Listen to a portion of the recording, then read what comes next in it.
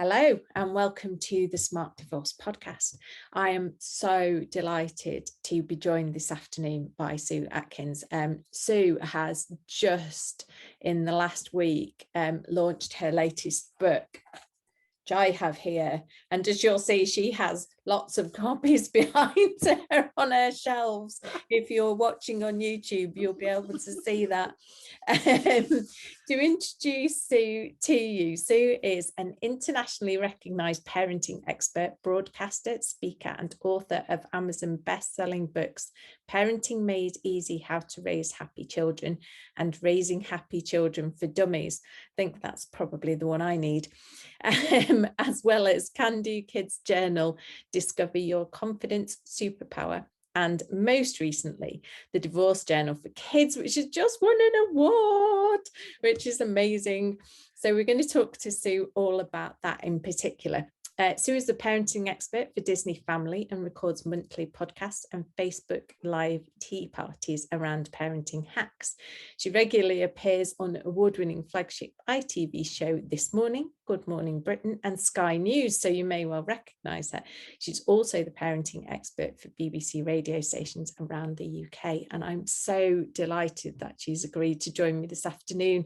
Hi, Sue, how are you doing? Hello, I'm very well. If I knew, I wouldn't have product placed quite so obvious. There is a story behind that, which I told you before.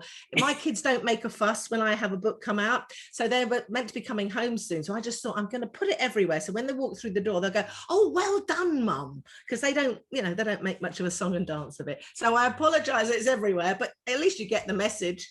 I love it. I think it's brilliant. Why not? I know a couple of authors who've photographed themselves like sat by a lake with the book, by the seaside with the book, on a train with the book, with the dog. Why not on the dresser? Absolutely, why not? So there it is. Absolutely. No, I think it's brilliant.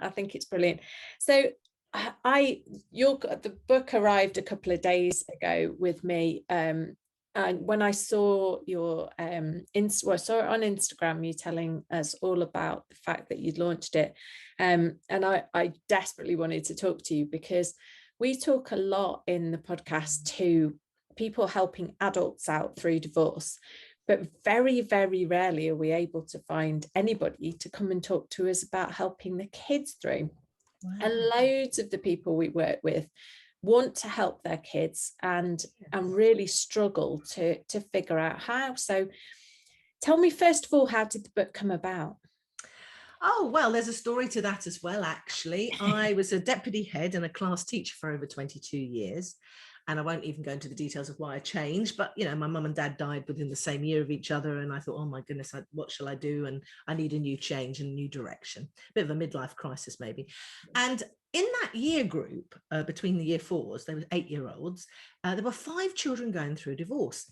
And I happened to have my my TA, my teaching assistant, happened to be a trained counsellor. She only stepped into the breach to help us out. Someone had broke their leg. So anyway, there we were. We were so good together. She was fantastic. And I said, how about we start a drop-in and chat session at break time on a Tuesday or something? And we were inundated with kids who wanted to come and talk to us and feel heard. And I remember this beautiful little girl called Becky Fagan with blonde hair, and she just at one point said to me, she's right, lovely little girl with character, and she said, "Mrs. Atkins, nobody's listening to me." And so I suddenly thought that must have stayed with me over the years. And I left teaching, I retrained, I now work with families, with mums, with dads, with families through divorce, as well as everything else. And I suddenly thought, when I got the book the other week, I thought, this was for her. That stayed in my mind unconsciously, that. And I wanted a tool for someone who couldn't work with me or work through Zoom or come to my practice, to have something they could work through, if you like, that was fun, that was colourful, but it would help a child express themselves, their very strong emotions that they have too, understand perhaps what's going on, and to feel supported in some way. And perhaps a conversation might come from it, whether it's daddy doing it or mummy doing it or mum or dad or grandma or auntie, or it can be used in schools with teachers or counsellors, to start those difficult conversations and to hold the space for a child to process it in their own way. Because I talk about the 7 stages of divorce that was based on Kubler-Ross's Death and Dying. But then I thought, when I went through my divorce, I suddenly thought, you do eventually turn a corner and you do rise again like a phoenix. And so that was part of the system for me too, to realize that you are in the eye of the storm perhaps now. There are some things you can be doing, and certainly mum and dad could be doing some things too to help you all through it. Because I always say it's not the divorce that causes the amount of damage to kids, it's the level of conflict they experience. So I just want to be part of that jigsaw in helping the family cope. Yeah, I think that's brilliant. And thinking back to, so I separated 6 years ago, roughly, and my children were 11 and 12-ish. Oh no, 10 and 11. So my son was in the last year at primary school, and he had a wonderful primary school teacher who buddied him up with another child whose parents had been through divorce, and they gave them a safe space to go and talk at playtimes, and it was perfect. It was absolutely brilliant. And he came out of that brilliantly because of the way that they looked after him in school. But actually, if I'd had something like this, I think that would have been brilliant, because it opens up conversation. And the thing that I noticed in the first couple of pages, you're very clear to say, this isn't your fault. This isn't, it is about you, but it isn't down to you. Yes, I thank you for picking that up then, because that was a really important message. When I work even with parents for 1 hour, when we want to say, how do we tell the children? Sometimes we just do that. Yeah. And one of the key messages for me is most children blame themselves. I've heard kids say, was it because I jumped in and out of your bed at night a lot and you couldn't sleep? And then other older ones say, was it because I didn't get the grades I was supposed to get? And there's all sorts of reasons kids suddenly think, it must be to do with me. And one of the key messages is, you must tell your kids they are not to blame, that you are still a family. It will change, but family is family, and they, mum and dad love you unconditionally no matter what, always. But that's difficult messaging, and you've got to keep on at that. But it's very, very important for me, so a child doesn't have their self-esteem damaged completely by something that's out of their control. I think you're so right. It is, there's an inclination to keep too much away from the children as well. Yes, true. They don't need to know the detail. They never need to know the detail. They don't need to be put in the middle of mum and dad. They don't need to go and tell mum, go and tell dad, X, Y, Z. But they do need to feel that they understand some things about what's going on, where they're going to live. They still need to feel safe and secure. And one of the things I do as well is I get parents to draw a circle, put spokes in it like a bicycle wheel, and write down some of the things that you do know will stay the same, because you're in a state of flux. You don't know and you're uncertain, so don't overpromise, because then you lose trust. But there are certain things, like, if you know you're going to stay in the same house, or you're going to see Emily on Friday, or you're going to still have your guinea pig and see granddad on Sunday, or stay in the same school, or something like that. These are important things. And when you also tell a child, it's very important that you think about when you're going to do it, how you're going to do it, and what you're going to say. So I help people prepare that, because I remember talking to a lady years ago about something, or telling her about my books and stuff, and she said, I was 5, I was wearing red shoes, I had my yellow dress on and my green cardigan.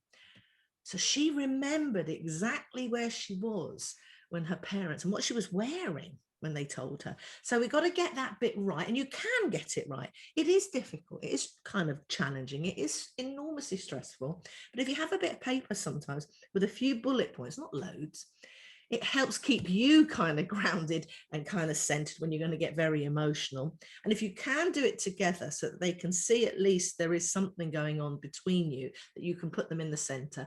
And when I work with parents as well, I get them to put a photograph of their children in the center of the table, even on Zoom or whatever we do. And I always remember this, because I work with a couple doing what we call their parenting plan, all the detail about who's going to take them to the dentist and all that stuff.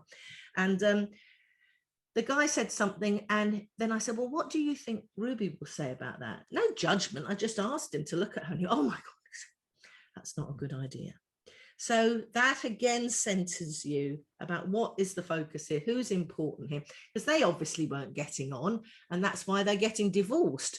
But if you can try and park up some of the small stuff and focus on the children together, then that is a very good process. Yeah, I think you're so right. I think people don't divorce lightly. No, they It's a don't. tricky flipping thing to go Yeah, through. it It's is. not something, and I've heard this said about no fault divorce coming in, people saying, oh, well, yeah, but it'll make it easy to divorce. Nobody's going to divorce unless they really, really feel that it's the only option. Absolutely agree. And so, yeah, they've come to this decision over some time, but I think telling the children and telling them in the right way is absolutely the right thing to do. And then you can look back, because you want your children, if you look back, and I do exercises like this, look back, 20 years from now when your daughter is, I don't know, 26 or something, what do you want her to remember about this time? So try and do it with dignity, get into a business sort of mindset. I help people get into that so that it is emotional. You do get incandescently angry. They do say silly things. You do say silly things. We all make mistakes. You had too much wine, you text a message, and that's not great. But if you can try and be mindful of what you're doing at the moment, and that's why I work with a lot of people, is to help them get some of that right, so that their daughter or their son years later, yes, it was a difficult, challenging time, but it wasn't a traumatic time. And then their relationships aren't damaged. Because if you're not careful, they don't trust women or they don't trust men in their own relationships. And you don't want it to be kind of like passed forward, do you? No, you're absolutely right. And my parents are divorced. I was 12 when they split up, and I know exactly whereabouts in the house I was when I listened to Wow, them really? rowing, and then they came down and told us what was happening. And Oh, that's 35 years ago, and I have that still yeah. etched in my head. So yeah, if you can do it properly and avoid the kids going through that, I think it's Because I did another, I remember I don't often go to people's houses and do stuff. It's all done, over the phone, or, people come to me, I don't go to them. And anyway, this lady, she had 4 kids and she really, really wanted me to come and do something. And then we had this conversation and we had this chat. And then they told the kids went with me there. And then he got up and went in the car, left. And the little one thought, bereft, that he's gone forever. And I thought, my goodness, maybe it was a lesson for me to be able to say here on podcasts, that's not the way to do it. Because the little child, you should see, it was bereft because didn't understand it. And, I've done it before when I work with clients and we've gone through that, we've talked about where, when, how, and we've got it kind of planned up. We hope it's going to be okay. But again, it's age dependent and maturity, because the little girl was only 3. And then the bottom lip went when they were doing it, because they told me the week after. And she went, but who's going to look after me? She thought they both went. So you just don't know how a child is going to process it. Other kids burst into tears. Other kids go, oh, right, okay, that's fine. And they don't seem to appear to be bothered. And then another time they'll, little ones will say, well, yeah, is the hamster coming in the rabbit? And another child says, oh, is Emily? Well, I see Emily at ballet. So you don't know how they're going to take it. So you have to be prepared, but they take their lead from you. So if you are sort of calm, if you can be collected at this moment and try and not overpromise, and then of course don't overcompensate as well. But you've got an awful lot going on in your own head at the time as well, because there is an awful lot to think about, let's be honest. And it is a very sad time, because nobody gets married to get divorced. They don't go, oh, well, I'll do this for a bit and then I'll head off. So it is a traumatic thing because it's the death of your dream as well as the financial and the emotional and the spiritual and all of it. It is an awful lot invested when people come together, and an awful lot has to happen when you come apart. So I really understand it, and that's why I think I'm so passionate, because I've written absolutely about 150 articles on my blog over the years around all aspects of it, because I want to try and support parents to do it as best they can, and for their own well-being and mental health. So you add in a pandemic to this mess with uncertainty everywhere, and you've got some problems, and we've got problems coming, I sense. Yeah, no, I think you're right, absolutely. So do you work with the parents exclusively, or do you work with the children as well? Or is it working with the parents to teach them how to handle the children's Yes, emotions? it's more of that. I work with however people want. Say, for example, I do a 6-week coaching plan, and you can have how you want. You can come on your own, you can come together if you're not getting on, might be well if you come and then you come, or you can come as a family. I don't mind how it tends to go, but usually if I work with the parents, it's a bit like the oxygen mask. Once I get you sort of sorted out, then you're able to help the kids. And it's sort of holistic. It's amazing and quite magical when you one little tweak here, because it's like a mass of wool, isn't it? It's all got tipsy tangled, and you've got to pick out one knot at a time. And that's what I'm able to help people do. Some people say it's wood for the trees. I tend to see it as a knot at a time. And once you've picked out one, then everything sort of loosens up and gets better. And it's not long before you start to feel supported and nurtured yourself. You've got some clarity, you've got some direction, and you've got some confidence. And I think these are the key things that really do help families through this period. Yeah, I think that's right. One of the things that we aim to do is to help families to stay families even if they're living in two houses. Yes. So we try and help them to get through this in an amicable way. So Yes. big court battles are not great for co-parenting afterwards. No, they're not. And also the only, I always say is a bit of a joke really, but the only people that are gaining benefit from that are the lawyers, and their kids are going to private schools or something, and you've got nothing to show for it, because you're so angry. And I'm a great advocate for mediation, or certainly the idea of trying to talk these things through and do it with dignity if you can, and be somewhat respectful rather than, going for it. Yeah, absolutely. I think one of the things that if you can get through your divorce, come out the other side, so that you can go to the good stuff together. Yes. I've told this story before, but a few months ago, my son was playing rugby. It was his first, he's 17, it was his first rugby match playing for the Colts team, so it's under 17s and under 18s. It was his first match, and I was there, and his dad was there, and his dad's girlfriend was there, and her kids, and we watched him score a try, and it was the first try that anyone had scored for the Colts that season. And we were both there, and he got in the car on the way home. Yes. And I said, so how did you feel? And he was like, I'm really pleased. And I was like, and what about scoring that try? And he said, yeah, I was really glad that you and dad were able to see it. And that's important.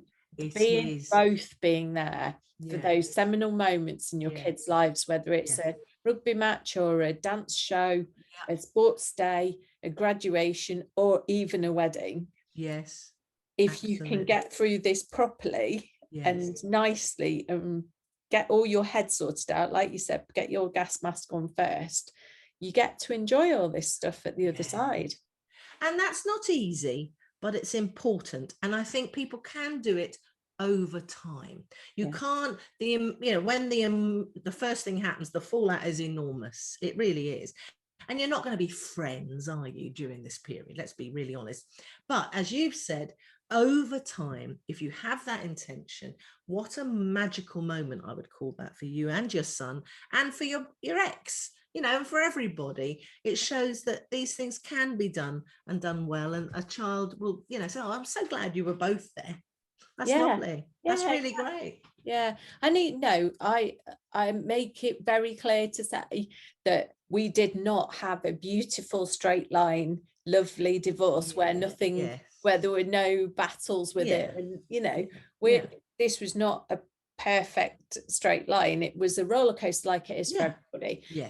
There were things that went wrong at various points. I did things wrong, he did things wrong, and because we're not perfect, but you keep in mind the end goal, which is to make sure you can be in the same room and be there for your kids at the important times. So I think that's really important. I think that's where your book comes in. So tell me a bit more about how you hope people will use it.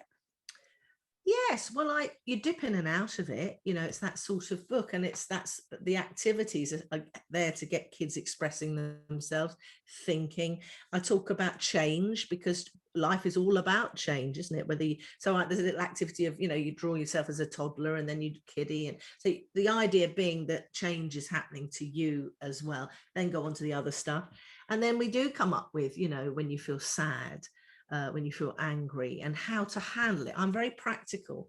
Whenever I hear anything around in the news, I think, oh, what can I do about that would be kind of practical to help somebody? So the stuff in there is there to be helpful and practical. And self-esteem can take a bit of a wobble as well. And so the idea for, I've got this, you brush your teeth. I link things to brushing your teeth and stuff like that.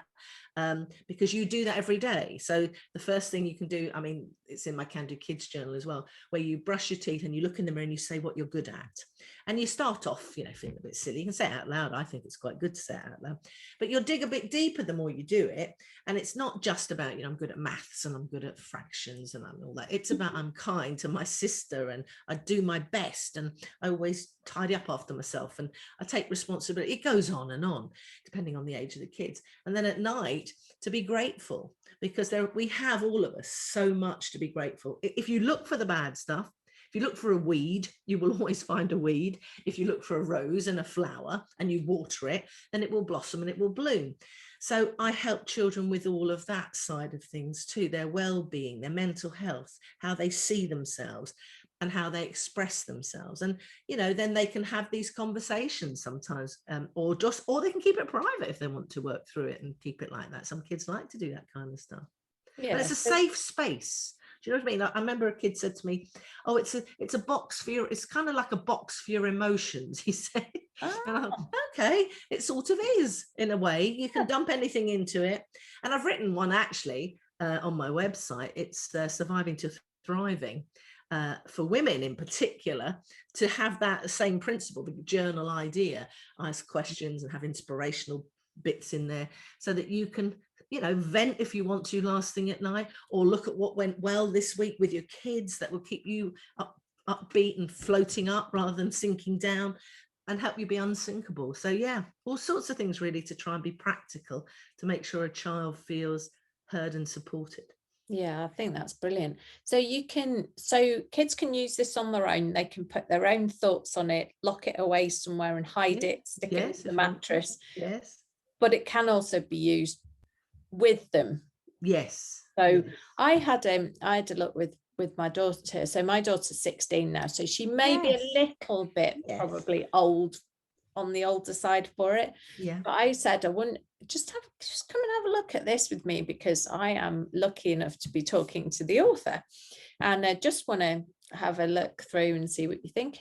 And she likes creativity, and she liked the idea of the things to do in it. It's not just writing.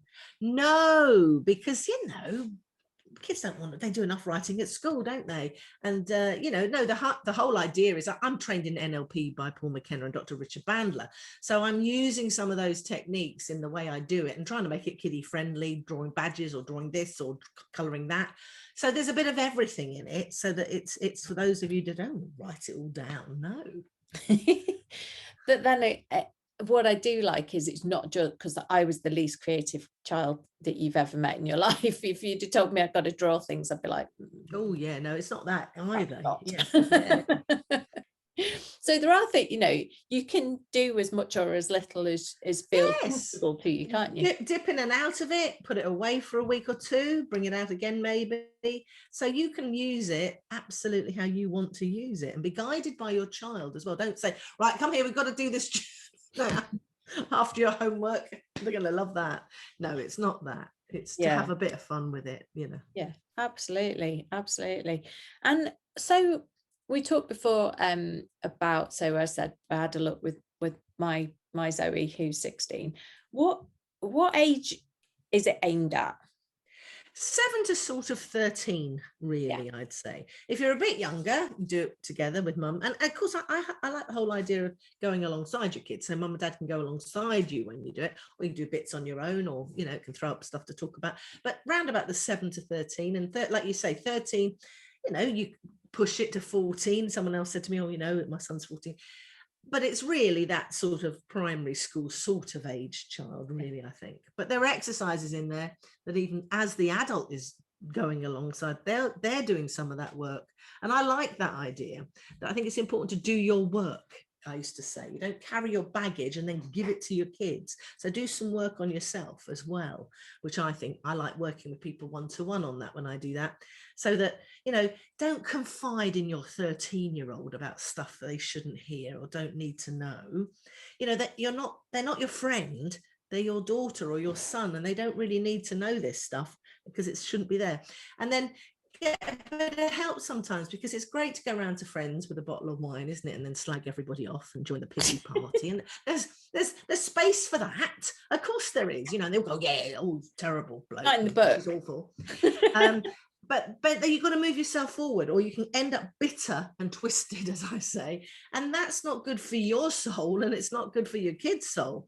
And, you know, don't forget that the other half of, you know, that is their dad or their mum, and they might look like them, or they have characteristics like them, or personality traits that are like them. And they, you know, they don't want to feel judged that you didn't like that bit of dad. But so do you not like that bit of me?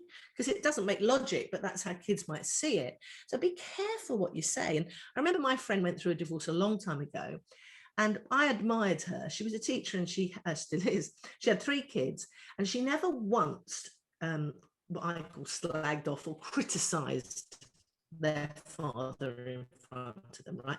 And he wasn't a bad man, of course not, but there were obviously reasons why they got divorced.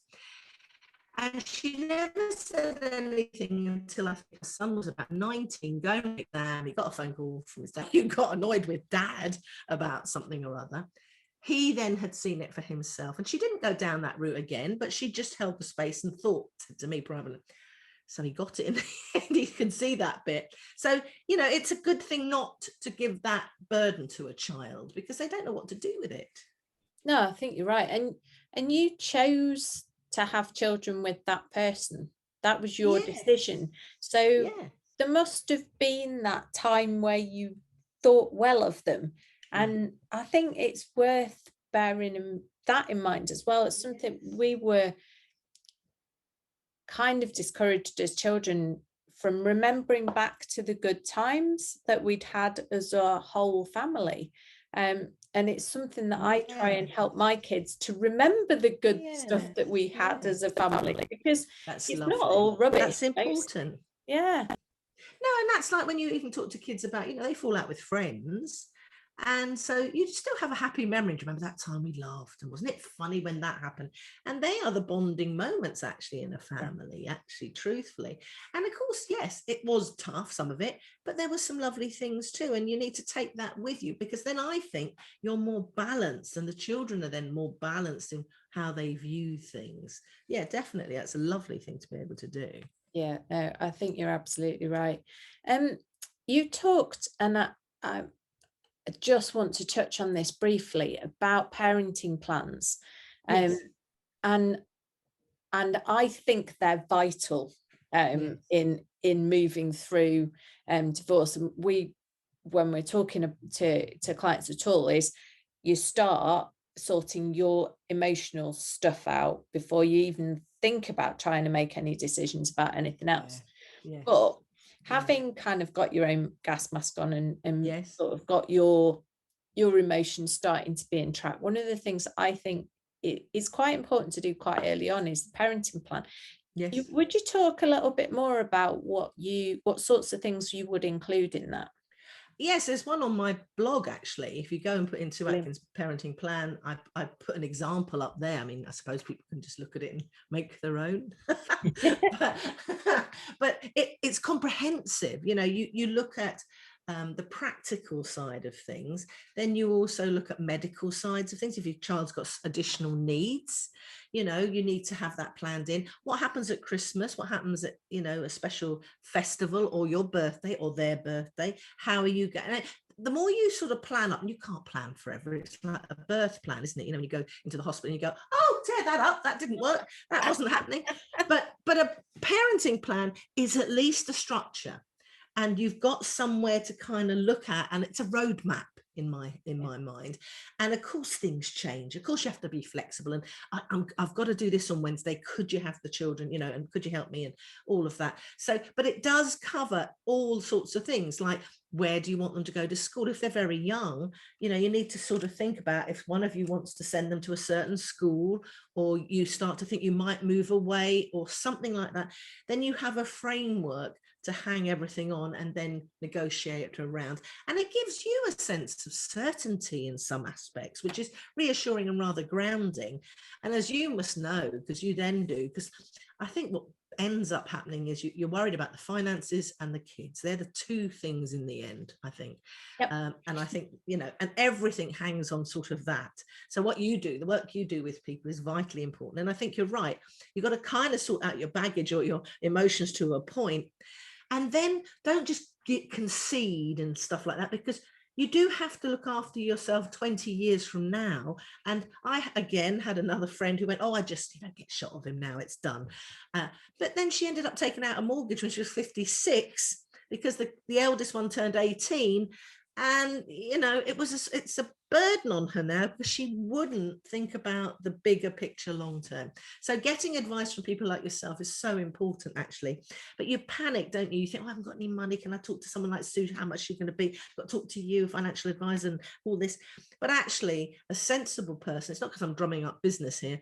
It is about really taking good care of yourself, but also your children, and therefore your grandchildren in the bigger picture, because you get so stuck, don't you, in the moment. You're so focused on the fog that you don't even think up and look out. But I think it is important to look up and look out and work towards some of those bigger goals over time. Yeah, I think that's right. I think we talk about having a divorce team. It's a team of specialists, a team of people who each have the thing that they look after for you. Yes. So you've got your legal person, they look after the legal bit. Yes. You've got your emotional person, you divorce coach, your counsellor or whatever, but somebody there looking after the emotions. You've got perhaps your mediator. I'm a massive fan of mediation as well. I think it's wonderful, but each of the people in your team do a little bit. You don't have anybody who kind of does it all, because they're not, lawyers are not invented for dealing with your emotions and your parenting. Well, exactly. I mean, exactly that, because the times that people say, you can see it in the lawyers, and the clock is ticking. They're hugely busy, hugely expensive, and that's not their area of expertise. And that, people are calling them up at 7:30 in tears, and you think, it's just not the right place for that either. And, they are being kind. They want to help sometimes, but that's not their area of expertise. So I think what you've said there is, but people do get panicky because they haven't got much money, or they're worried about where it's going and how we're going to do it, and it's a really uncertain time. But I do actually think if you take the long-term picture and you get some of this right with the right people around you, you know that you're going forward in a stronger position mentally and physically and financially and emotionally. Absolutely. And in the long run, it can end up costing you considerably less if you talk to the right people at the right time. Because if you don't, you could put yourself in a poorer position in the long term. I know many people who didn't get that emotional support right up front, and it's come and bitten them on the backside considerably later, which can be costly. In lots of different ways, not necessarily just financial. Yes, absolutely. So it's been absolutely amazing to talk to you. Is there anything that you want to add before we round up for the day? No, not really. I'm just here to support you, not point a finger at you. I'm here in whatever way you want to talk with me about your kids or about going forward, because it does affect children in very different ways, and it may not come out immediately. It may come up in bad behavior, or at school they're struggling, or something may happen. So sometimes just talking to someone like myself is a sounding board to give you that sort of bigger picture and that confidence. And that's about it, really. I've got webinars that I have done around divorce. I've got podcasts that I talk about it. I've got e-courses on my parenting club. And, go and check out my website, because there are lots and lots of blogs even on there. I tend to be terribly comprehensive about some of it. Some of them short and sharp. I've also got a divorce step-by-step series on YouTube, just 7 videos talking about the key ones, like how do I tell the family, or how do I tell my boss, or when friends choose the other side and not you, what to do and how to handle that, and when your children are sort of struggling. So anything like that, if I can be of help or service or give you a helping hand, then do get in touch or go and explore some of my resources. I've also, just thinking about it, I've got co-parenting cards I wrote. So you sit down with a cup of coffee, you've got these cards, all sorts of questions that help you with the co-parenting side. I've also got talking to kids about divorce, how to do that, and think about those cards. And then the questions, the sort of 20 questions kids ask commonly around divorce. And another pack actually I did, which was the legal pack. So before you even think about a lawyer, these are the sorts of things that might be helpful for you to think about, and then go forward and pick one, pick your lawyer then. That all sounds absolutely wonderful. So tell us what I will put this in the show notes, but tell us what your website is and how people can get in touch with you. Well, there's a lady sitting on a yacht called Sue Atkins, and it's not me. So I am. So I'm the one and only. I'm the SueAtkins.com. I'm Sue Atkins 18 on Instagram, where I put up loads of stuff. I'm Sue Atkins on Twitter, and I'm a Twitterholic. There is actually, if people are interested, my publisher, Jessica Kingsley Publishers, have got a competition where you can ring the Divorce Journal for Kids and my Can Do Kids Journal, Discover Your Confident Superpower. And they've got a hashtag called Sue's New Traditions, because one of the things I find that can be nice, a small little practical thing, is, if you didn't have a Christmas tree, you always had a plastic one or something. Now there's a new tradition, you could have a real one. You could do bike rides on Saturdays with bacon sandwiches after. You can sit and eat together. I don't know, whatever you want to create a new tradition going forward is a nice connecting positive way of thinking about it. So if you'd like to win, go and check out Jessica Kingsley Publishers or me on Sue Atkins 18 on Instagram, and you can be in with a chance of winning. Amazing. I will put, as I said, all of your contact details in our show notes, if that's okay, and then yes, I'm sure that our listeners will be in touch. Thank you so much for agreeing to do this with me today. It's been an absolute pleasure. No, it's been my pleasure too. Thank you for having me. I've really enjoyed it, and I hope we've raised some, issues for parents to think about. I'm sure we have. Thank you. Take care.